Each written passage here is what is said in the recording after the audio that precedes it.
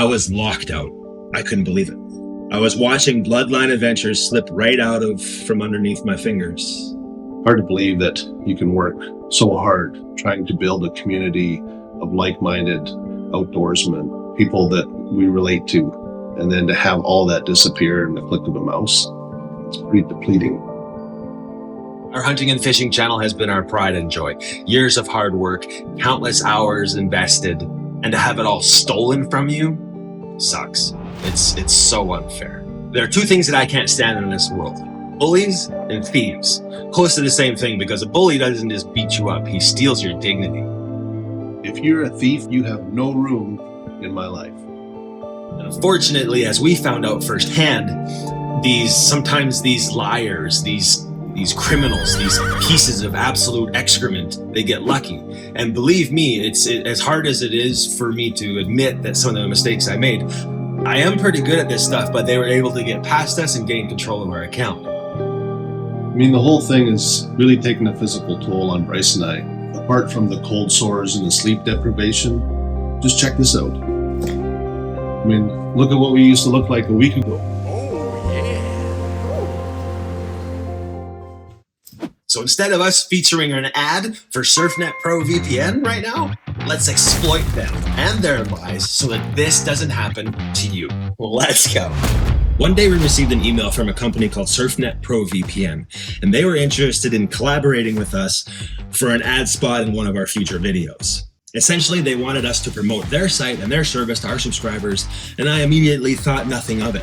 Because to be honest, VPN services can be incredibly beneficial as far as security and anonymity. And to be honest, I was kind of excited to work on this deal. Red flag number one. I'll touch on these later, just make note of it for now. I thought, hey, I could knock this out pretty quick. They'll get some footage, some promotional material for their company. We'll make a couple bucks. Win-win, right? And I'll share with you exactly what they offered. So they offered us $600 for this ad placement, 45-second ad placement in two of our next upcoming videos. It shouldn't seem far-fetched. It's actually quite small in the grand scheme of things. They wanted our reach, and according to our current RPMs and CPMs, this fell right in line with what I was familiar with. So honestly, I didn't blink. But I do want to bookmark red flag number 2 for a good point to mention later. I was provided a list of things that they wanted me to say about their service and promote their new app, which isn't super weird. Advertisers should have the ability to somewhat influence the content. I don't know, maybe you disagree, and if you do, let us know in the comments section. We'd love to hear from you, and who knows, you might get mentioned in one of our future videos, or better yet, you might be able to help somebody else that's going through this problem. And if you're getting something out of this video so far, a simple click of a button would really help us out. So I went to work. I had a plan, I had a script, I had B-roll, I had screen recordings, and everything all ready to go. I emailed them back to let them know that they would have their ad spots in 2 of our next 3 videos, and they said, great, let us know when the videos are posted and we'll confirm payment. But what I didn't know is when I went to log into their app, they had some malicious malware or some kind of coding that attacked our system and gave the criminals access to what they were looking for. And before I knew it, I was getting email after email from Google security saying my verification email was changed, my phone numbers were changed, the backup codes, everything. I was locked out. I couldn't believe it. I was watching Bloodline Adventures slip right out from underneath my fingers, and I was the only person to blame. Okay, so what did I do? Well, to be honest, I crapped my pants. I cried. I felt hopeless. I felt like a total schmuck. Thursday night, I get a text from Bryce asking if I'm messing around with our Google login or something. I said nope. I was tied up with some other stuff. I'm looking at the next text that comes through. I think somebody stole our account. This cannot be happening. How could I be so stupid to hand over our baby to a bunch of lying cowards? I felt sick, actually felt sick. I knew deep down what they had the potential to do to our stuff. I mean, they had control over our entire Google account and could access pretty much anything. I quickly called my IT buddy with a 911 ask for help. He's good at this kind of thing. You shouldn't feel bad. They had a pretty good setup, and after all, they didn't want their videos. They wanted their Google ads and access to their financial credentials. We posted on our social accounts, which we still had control over.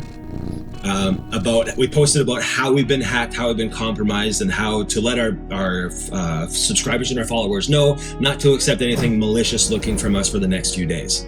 Red flag number 3. Unable to recover our account on our own, we started to reach out to Google and to YouTube. And I'll be perfectly honest, we had good and bad things to say about this experience. One of the bad things was trying to get in touch with the right person that had the right permission and the right authority to make the right changes to what had happened and help us get our baby back. We couldn't prove to the Google One team that we were actually the true owners of the account, because everything was changed, right? And they added the hackers added a security key, an actual tangible USB security key to the account that I obviously didn't have and couldn't bypass. I mean, I'm good, but I'm not that good. So sadly, the best response we got from Google at that point was, keep trying.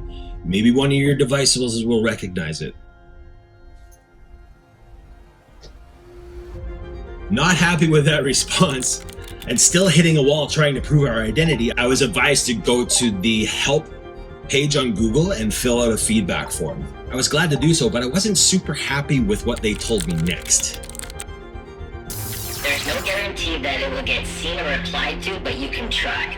Hopefully an engineer will see your feedback and reach out to you. You might not ever get it back at all. Well, thankfully, I was able to put some convincing things inside that feedback form that I think helped our case. Plus, by now, the channel was completely gone and couldn't be found anywhere in search, which led me to believe that one of two things had happened. Either the account and the channel was deleted, or YouTube found the actions and seized control of it. Thankfully, the feedback form got seen and assigned to a higher level team to help us out. What happened next was a long email thread of clearing browser histories, verifying IP addresses, because the criminal who stole our accounts were in Germany. So it was easy for the team to differentiate between us here in Canada and the criminals over in Germany. So props to the Google and YouTube team for recognizing that and taking the proper precautions. I think it was around 2 o'clock early that next morning. I was sitting here and an email came through from the YouTube engineers. They helped us get back in control of our Gmail account, and they were able to restore the channel back to its pre-hacked state. It felt so good to steal it back from them. It's my money! I wrote that poem!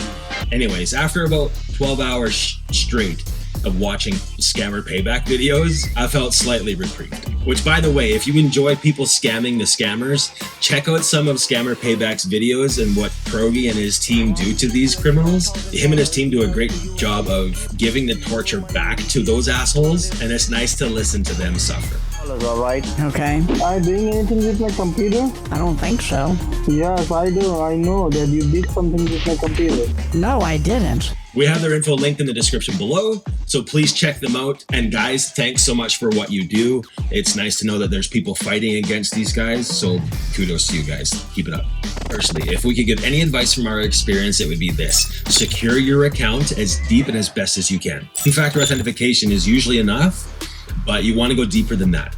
Add a backup email, add a recovery email, add a phone number, add an address, add as much detail as you can, and even a passkey, which is usually tied to your thumbprint or your face scan. This technology exists. We need to take advantage of it to help protect our identities.